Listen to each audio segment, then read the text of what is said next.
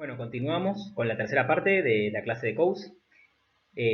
Noté que el video tapa alguna de las partes de las filminas.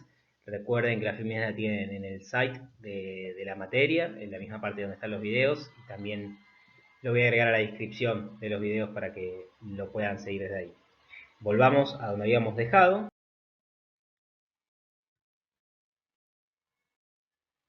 Bueno, habíamos llegado hasta ver los ejemplos que da Coase, que surgen a partir de lo que se llama su teorema. Pero acá viene lo más interesante, que es en realidad lo que Coase quería llegar, que en realidad los costos de transacción nunca son cero. Entonces, lo que hay que hacer es comparar ordenamientos alternativos para solucionar los problemas de externalidades. Entonces, repasemos un poco el tema de costos de transacción, de transacción de hacer un contrato, ¿no? Por un lado, tenemos que descubrir con quién deseamos transar, ¿no? Con quién queremos hacer un contrato y a qué precio, es decir, el precio relevante y además con quién es el causante de la externalidad en un problema o si sos una empresa que tenés que descubrir a quién querés contratar. Informar lo que deseamos intercambiar y en qué términos, a negociar eso, llegar a un acuerdo, redactar un contrato y además hay un problema de confianza, es decir, tener la confianza para que ese contrato se cumpla y realizar inspecciones que también tienen sus costos para asegurar que el contrato se cumpla. Entonces, es toda una serie de elementos que no son para nada triviales que pueden hacer que los costos de transacción sean muy altos.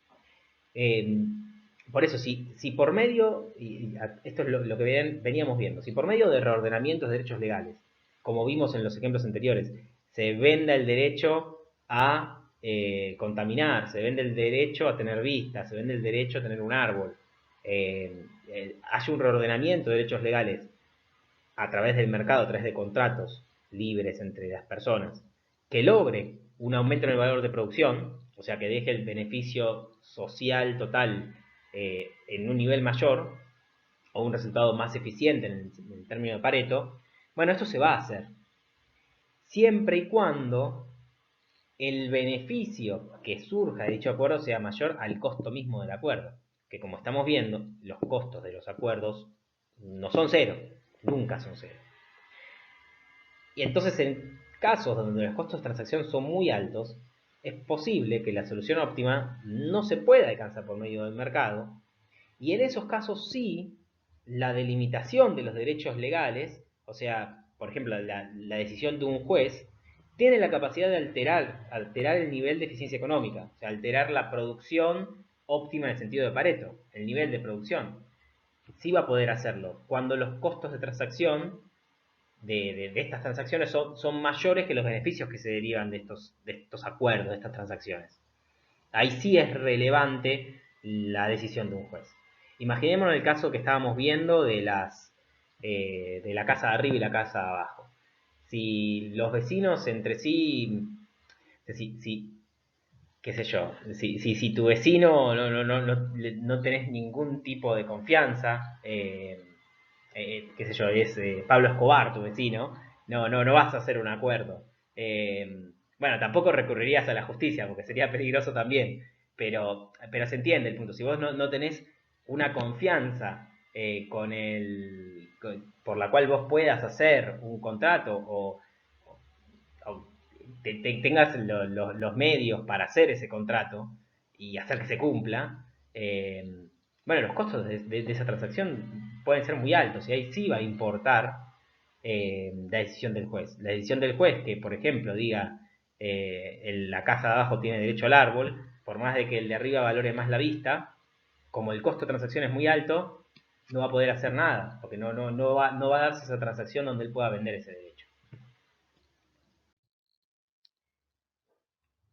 Y por acá de nuevo es donde mete Coase el tema de la existencia de la empresa.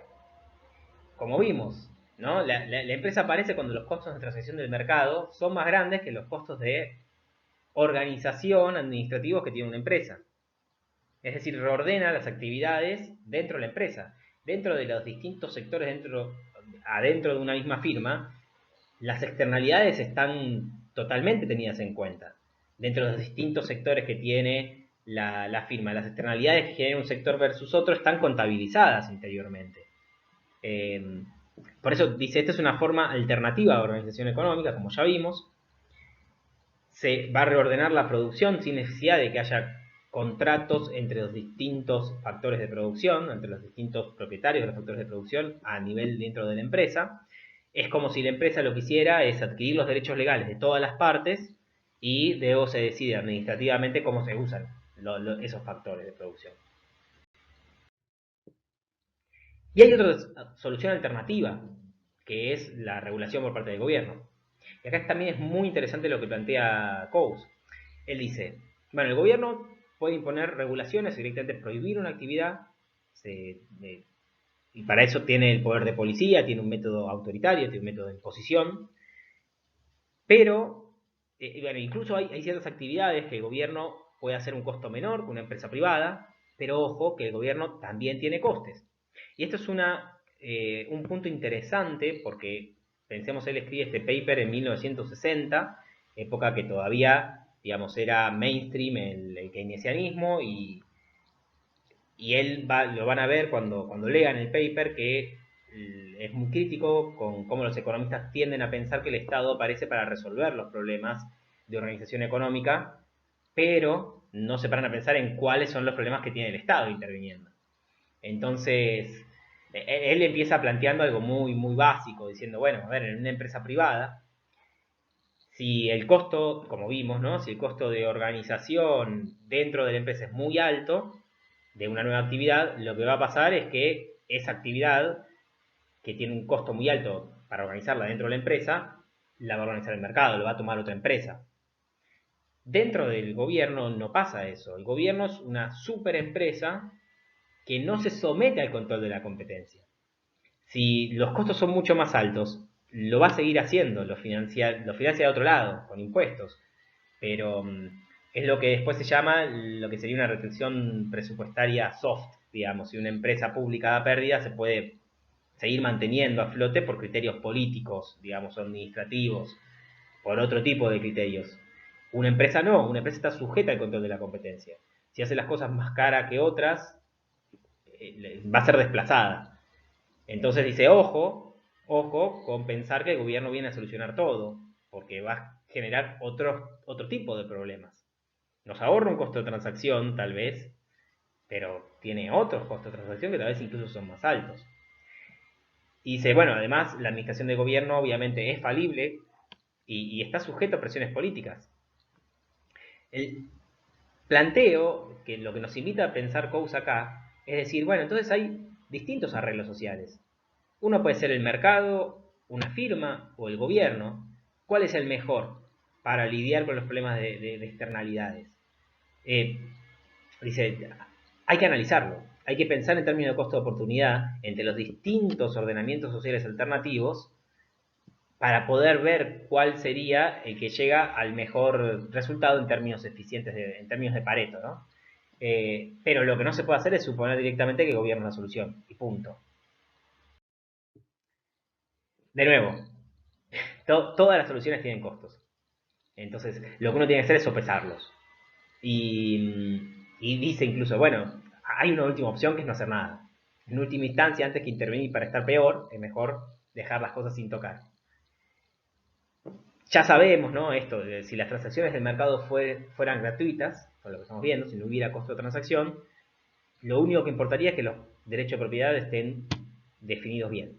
O sea, y solamente va a cambiar a quien tenga el derecho de propiedad en cuestiones de equidad. O sea, como vimos en el ejemplo de las casas, quién va a beneficiarse más de un acuerdo, pero el beneficio social total va a ser el mismo.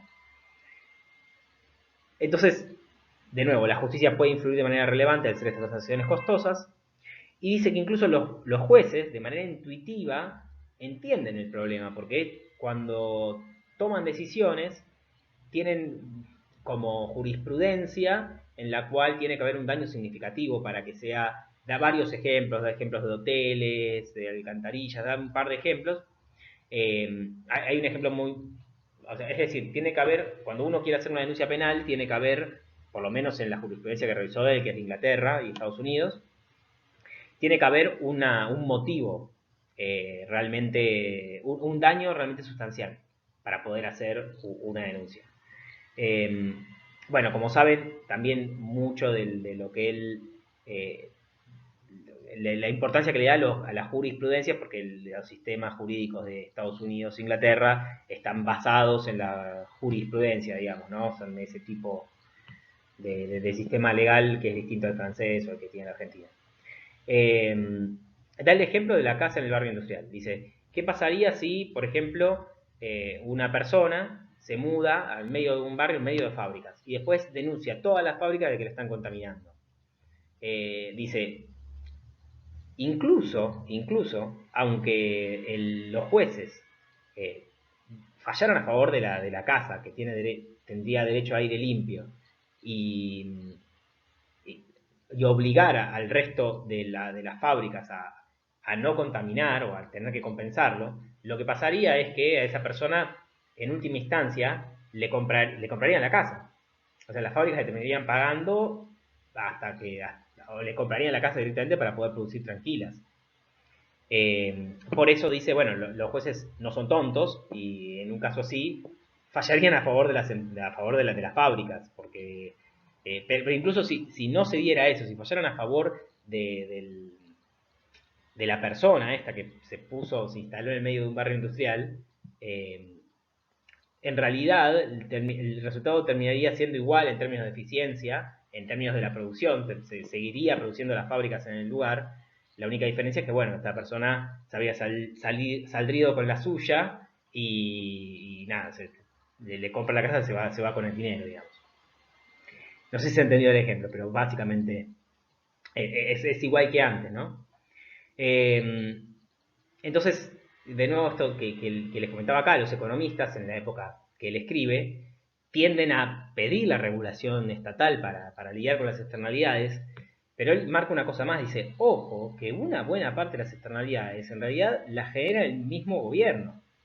Es decir, las obras públicas, con las obstrucciones por las obras, los ruidos por las obras, el olor de las alcantarillas, el ferrocarril o el ruido de los aeropuertos, todo ese abanico de externalidades la genera el propio gobierno. Y es más, el gobierno puede intervenir, cuando el gobierno interviene, lo que hace con esas actividades es generar una responsabilidad social en la cual impide, las protege de que sean demandadas. Ahí el ejemplo de Kersey versus Ciudad de Atlanta, en el que un propietario tenía un terreno muy cerca del aeropuerto, la ciudad de Atlanta le construyó el aeropuerto al lado, haciéndole la vida insoportable, quiso demandar a la ciudad y la justicia falló en contra. Le dijo, no, el aeropuerto fue votado, construirlo en esa zona por el ayuntamiento de la ciudad, usted, señor, se tiene que callar. Punto. Entonces se le dice, mira, ojo, que en realidad el gobierno interviene quitándole responsabilidad de las externalidades a muchas actividades. Entonces, muchas veces la intervención excesiva incluso puede proteger más a los causantes de daños de lo que uno esperaría. Y hace una crítica a lo que es la tradición de Pigou. Pigou, otro economista británico muy famoso, también es famoso en parte porque lo critica a Keynes. Eh, Él escribe un libro, La economía del bienestar, en 1920, que es un libro que para esa época era, o sea, cuando él lo escribió, era uno de los libros que usaban como de manual.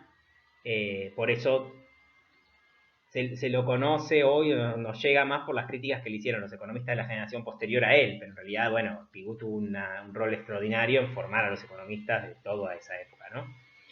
Y en el caso de Pigou, con respecto a las externalidades, Coase critica la visión que da ahí porque no era una visión muy clara. Cuando lean el paper lo van a ver, la visión que tenía Pigou de las citas que toma Coase no era, el problema no estaba puesto desde un punto de vista tan claro en la exposición. Básicamente lo que Pigou decía era que los agentes tienen que ser responsables por las externalidades que producen. Entonces tiene que internalizar los costos. Entonces lo que se logra con eso es que el producto social neto se iguala al producto privado neto y que la acción del Estado intervenía y era deseable para lidiar con las externalidades buscando mejorar las tendencias naturales del mercado, ¿no? Se lleva haciendo que funcione el mercado mejor. ¿Cómo? Haciendo que cada agente internalice las externalidades que produce, sean positivas o negativas. Este era el planteo. Y Coase le hace una crítica, dice, ojo, ojo, el enfoque no tiene que estar en regular las externalidades o cesar las externalidades porque son externalidades, sino que lo que hay que hacer es sopesar las ganancias y las pérdidas que la actividad económica que genera las externalidades produce frente a las alternativas. Entonces no necesariamente es necesario regular las externalidades. Él dice el enfoque de decir que cada uno tiene que internalizar sus externalidades está mal. Y esto lo vamos a ver ahora con un último ejemplo. Una cosa más con respecto a PIGU es que en micro nosotros vemos lo que son los impuestos o los subsidios piguvianos que justamente buscan esto. Son impuestos o subsidios que lo que buscan es hacer como internalizar los costos de una externalidad al interior de una firma. Esto es parte de la literatura y hoy en día, bueno, tienen este nombre en honor a Pigou. Por eso se dice impuestos piguvianos, etc. Pero bueno, es una alternativa. Lo que dice Coase es que este tipo de impuestos es una alternativa, pero no es la única, no es la única. No es la única solución para todos los problemas de externalidades. Bueno, vamos a hacer una última pausa y seguimos en el cuarto ya final.